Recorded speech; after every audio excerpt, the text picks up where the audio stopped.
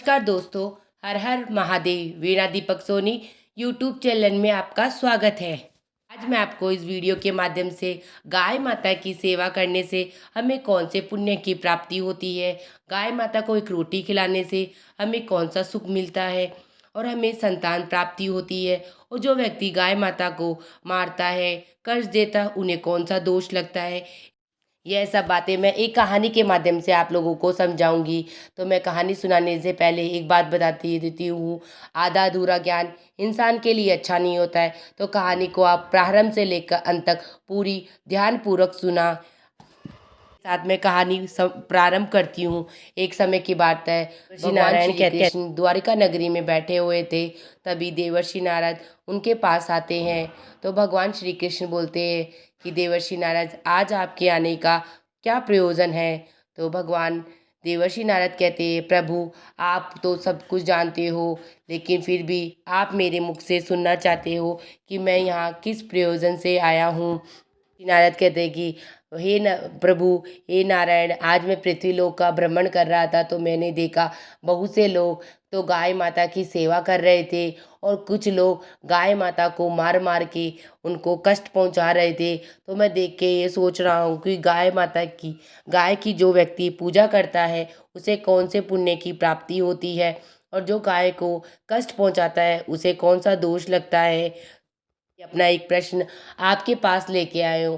तो प्रभु श्री कृष्ण कहते हैं कि आप नारद जी, आपने पृथ्वी लोक के लोगों के लिए बहुत ही अच्छा प्रश्न पूछा है, मनुष्य कल्याण के लिए बहुत अच्छा प्रश्न पूछा है। मैं आपको इसका इसका उत्तर एक कहानी के माध्यम से देता हूँ। लेकिन मैं कहानी सुनाने से पहले आपको एक बात बता देता हूँ कि कहानी को आप बड़ी ही ध्यानपूर्वक सुनना, और कहानी को बीच में छोड़कर मत जाना। तब देवर्षि नारद कहते, हे प्रभु, हे नारायण, मैं आपकी द्वारा दी बताई हुई कहानी का सुनकर बड़ा ही सौभाग्यशाली हूँ कि मैं आपके मुख से वह कहानी सुनूंगा। लेकिन मैं भी कहानी ध्यानपूर्वक सुनूंगा, और पृथ्वी लोक पर सभी मनुष्यों को आपकी कहानी का प्रचार करूंगा। तो भगवान श्री कृष्ण कहानी का प्रारंभ करते हैं। एक समय की बात है, अत्यंत शोभमय मध्यवर्ती देश में राजा दिलीप नाम का एक राजा था। राजा दिलीप बड़े ही धर्मपरायण, गुणवान, बुद्धिमान और धनवान थे। यदि कोई कमी थी तो वह यह थी कि उनके कोई संतान नहीं थी। सभी उपाय करने के बाद भी जब कोई सफलता नहीं मिली, तो राजा दिलीप अपनी पत्नी सुदर्शना को लेकर महर्षि वशिष्ठ के आश्रम संतान प्राप्ति का आशीर्वाद प्राप्त करने पहुँचे। महर्षि वशिष्ठ ने राजा का आतिथ्य सत्कार किया और आयने का प्रयोजन पूछा, तो राजा ने अपनी निसंतान होने की बात बताई। तब महर्षि वशिष्ठ बोले, हे राजन, तुमसे एक अपराध हुआ है, इसीलिए तुम्हारी अभी तक कोई संतान नहीं हुई है। राजा दिलीप ने आश्चर्य से पूछा, हे गुरुदेव, मुझसे ऐसा कौन सा अपराध हुआ है कि मैं अब तक निसंतान हूँ, कृपा करके मुझे बताइए। महर्षि वशिष्ठ बोले, हे राजन, एक बार की बात है, जब तुम देवताओं की एक युद्ध में सहायता करके लौट रहे थे, तब रास्ते में एक विशाल वट वृक्ष के नीचे देवताओं का भोग और मोक्ष देने वाली कामधेनु विश्राम कर रही थी। उनकी सहचरी गौ माताएं निकट ही चल रही थी। अपराध यह है कि तुमने शीघ्रतावश अपना विमान रोककर उन्हें प्रणाम नहीं किया।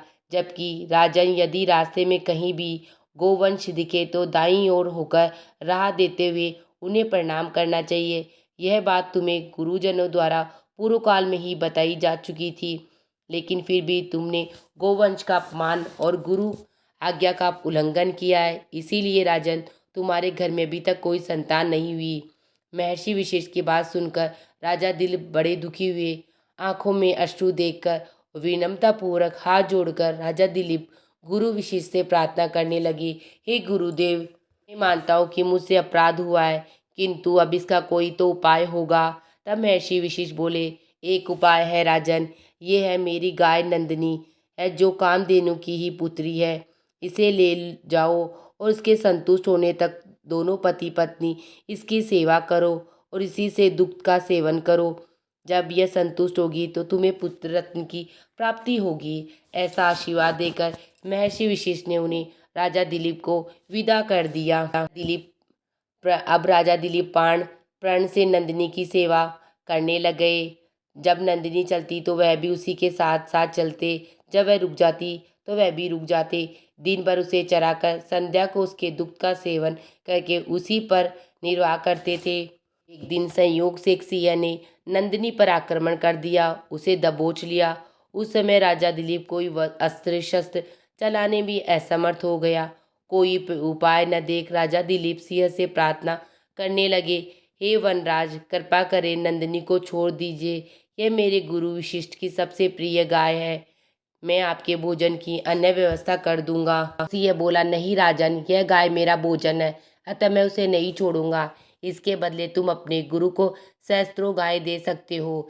बिल्कुल निर्बल होते हुए राजा दिलीप बोले, हे वनराज, आपके इसके बदले मुझे खा लो, लेकिन मेरे गुरु की गाय नंदिनी को छोड़ दो। तब सिंह बोला, यदि तुम्हें प्राणों का मोह नहीं है तो उसके बदले स्वयं को प्रस्तुत करो, मैं इसे अभी छोड़ दूंगा। कोई उपाय न देख राजा दिलीप ने सिंह का प्रस्ताव स्वीकार कर लिया और स्वयं सिंह का आहार बनने के लिए तैयार हो गया।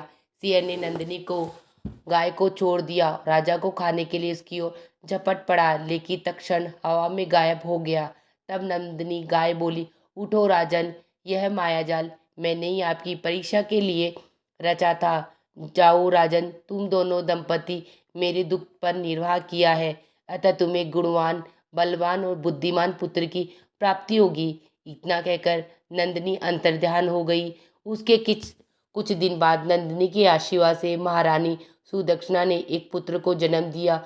रघु के नाम से विख्यात हुआ। उसके पराक्रम के कारण ही इस वंश को रघुवंश के नाम से जाना जाता है। महाकवि कालिदास ने इसे रघु के नाम से अपने महाकाव्य का नाम रघुवंश रखा है। वंश का आरंभ भी राजा दिलीप से ही होता है, जिसका बड़ा ही सुंदर विशद वर्णन महाकवि कालिदास ने अपने महाकाव्य रघुवंश में किया है। कालिदास ने राजा दिलीप, रघु, अज, दशरथ, राम, लव, कुश, अतिथि और बाद के 20 रघुवंशी राजाओं की कथाओं का समायोजन अपने काव्य में किया है। राजा दिलीप की इसी प्रकार राजा दिलीप को गाय की सेवा करने से पुत्र की प्राप्ति होती है और जिससे उनका रघुवंश कुल उत्पन्न होता है। धर्म में भी गाय को पूजनीय माना जाता है। कहा जाता है कि बड़े से बड़े कष्ट सिर्फ गौ माता के पूजन से कट जाते हैं, क्योंकि गाय में 33 कोटि देवी देवताओं का वास माना जाता है। गाय की सेवा से सभी देवी देवता प्रसन्न होते हैं, साथ ही परिवार को सुख, समृद्धि और अच्छे स्वास्थ्य का वरदान मिलता है। गाय की सेवा से कुंडली का कोई भी दोष दूर हो सकता है और पितृदोष आदि के कारण आने वाली बाधाओं से भी मुक्ति मिलती है। गौ माता की सेवा का जिक्र सिर्फ शास्त्रों में ही नहीं, बल्कि द्वापर युग में भगवान श्री कृष्ण ने भी गाय के प्रति अपने प्रेम प्रदर्शित किया है, लोगों को गाय की सेवा करने का संदेश दिया है। यदि आपके जीवन में कई तरह की परेशानियां हैं तो गौ माता की सेवा कीजिए, उससे आपकी सभी परेशानियां समाधान सहित दूर हो जाएगी। गौ माता की एक सेवा मात्र से ही हमारे घर की में जितनी भी परेशानियां होती है सभी समाप्त हो जाती है। इसी के साथ मेरी गौ माता की कहानी समाप्त होती है। आप सबको मेरी कथा कहानी कैसी लगी मुझे कमेंट बॉक्स में जय श्री कृष्णा लिखकर ज़रूर बताना। वीडियो पसंद आई तो चैनल को लाइक एंड सब्सक्राइब जरूर करना, शेयर करना तो बिल्कुल मत भूलना। हर हर महादेव।